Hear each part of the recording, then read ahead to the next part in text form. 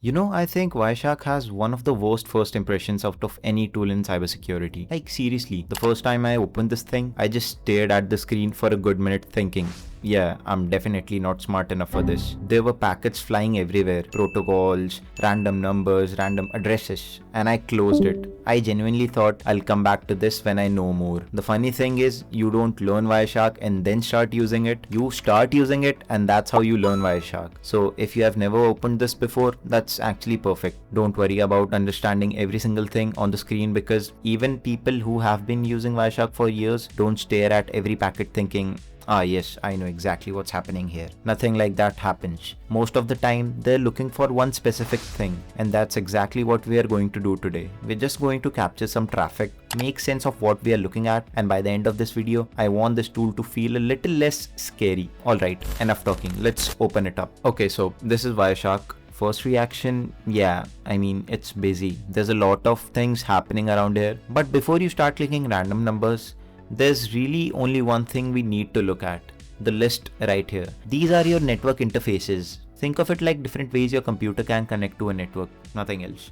I'm connected over Wi-Fi, so this one's the one I care about. There are many options of interfaces in this screen, but I'm going to choose Ether 0. And if you're just sitting there wondering how do I know which one's the right one, honestly the easiest way is to just try one. Go ahead and click any one of it. If packets start showing up, great. If nothing happens, close it and try another one. One mistake I made when I first started learning Wireshark was trying to understand every column, every number and every protocol on the screen. Don't do that. You're just going to overwhelm yourself. Instead, let's pretend everything except these columns doesn't exist. We've got a source, we've got a destination, we've got the protocol, we've also got the length. And then this info column, which is honestly one of my favorites because it gives a little summary of what's going on without having to dig through every packet. If you understand those 5 things, you are already in a better position than I was when I started. Now, obviously, just staring at random background traffic is not very exciting. Let's actually create some traffic ourselves. So let's start another capture and then we'll open a browser and visit a website. Nothing fancy, it's very simple.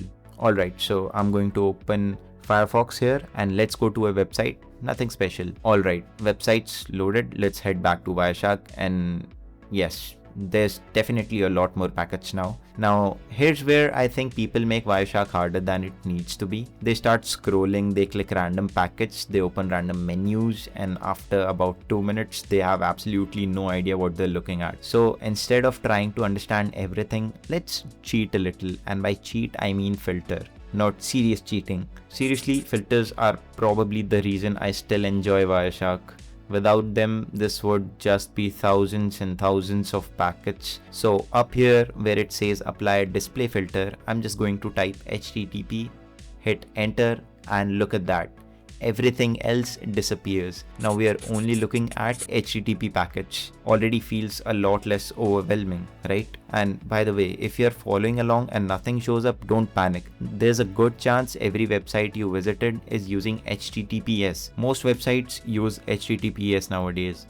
I'm using this particular website just because it's useful for learning. It's useful for demo. Now let's click one of these packets. Now down here, you'll see a whole bunch of information. Honestly, ignore most of it. I know that sounds weird, but every protocol has dozens of little fields, and if I start explaining every single one, this video will be like 3 hours long. Instead, just notice how Wireshark breaks everything into sections. You can expand them, collapse them, kind of explore them at your own pace. That's how I learned. You don't even have to memorize anything today. Just get comfortable looking around. That's honestly the biggest hurdle you'll cross. Now there's another filter I use all the time, DNS. So let's clear this, type DNS, and there we go. These are all the DNS packets.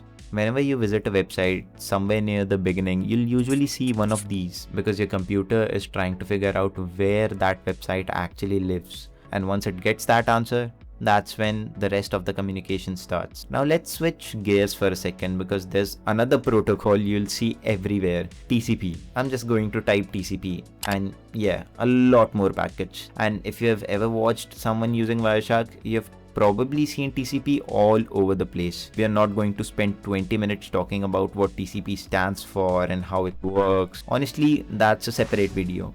For today, I just want you to get comfortable recognizing it. Think of it like this. If Wireshark was a city, TCP would be one of the busiest roads. Now I want to show you something that's a little more visual. I'm going to open a terminal and let's just ping Google. Nothing fancy, just ping google.com. And there it goes. You can actually see the replies coming back. I'll stop that before it goes on forever. Now back in Wireshark, instead of looking through everything manually, let's just type ICMP. And there they are.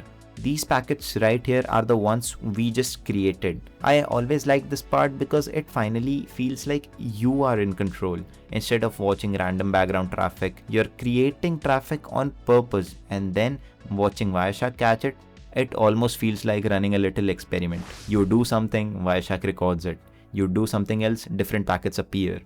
Actually, before we wrap up, there's one thing I want to say because I know somebody is probably wondering this. Can Wireshark see everything? To be honest, not exactly. Remember when we looked at that HTTP conversation a minute ago? That worked because HTTP is not encrypted. If I go to something like YouTube or Gmail or basically any modern website, you are still going to capture packets, but you are not suddenly going to see usernames, passwords, and messages just sitting there in plain text. Encryption would be pretty useless if that were possible. So don't expect Wireshark to magically reveal every secret on the internet. It gives you another way of looking at your network, and honestly, once you start using it, you'll probably catch yourself opening it way more often than you expected. Anyway, that's pretty much all I wanted to show you today. This isn't one of those tools you master after watching a single video, but hopefully the next time you open Wireshark, instead of looking at it and thinking, yeah, absolutely not, you'll think, okay, this actually is not as scary as I thought, and honestly, that's a pretty good place to start.